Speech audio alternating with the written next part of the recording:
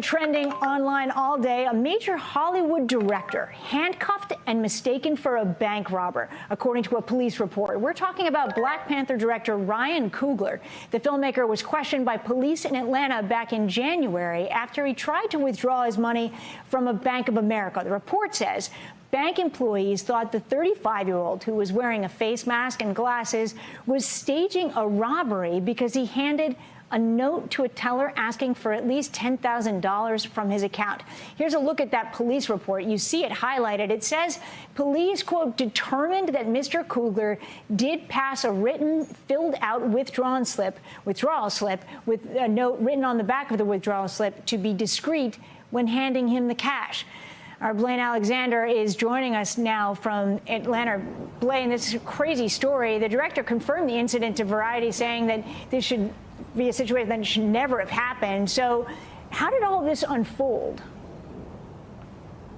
Well, Steph, remember, all of this happened back in January. Of course, Coogler has been spending a lot of time in Atlanta recently. He's here filming the sequel to Black Panther, Wakanda Forever. So all of this started, according to the police report, when he went into a Buckhead branch of Bank of America with two people who were waiting in a black SUV in the parking lot for him to go inside. Now, according to the police report, essentially, like you said, he filled out the withdrawal slip, asked for an amount higher than $10,000, and he handed it to the bank teller. But on the back, he had scribbled a note essentially saying, listen, please be discreet. Don't count the cash in public because of the high amount.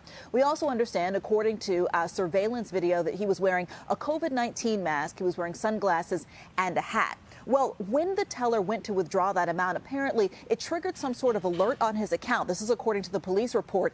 And that made her notify her supervisor, essentially to say that there was a robbery in progress, and they called 911. Steph.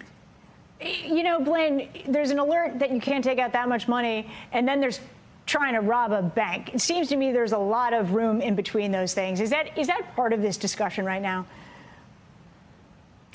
You know, I think it is. You know, the police report goes on to say that when officers arrived, they went up to the two people who were in the SUV. They were like, hey, you know what? We're here with Ryan Coogler. He's a very big name Hollywood director, of course, Oscar-nominated movie maker. They went inside. The two people in the SUV were never handcuffed. Coogler was, though. He was put into handcuffs. He was escorted out of the building.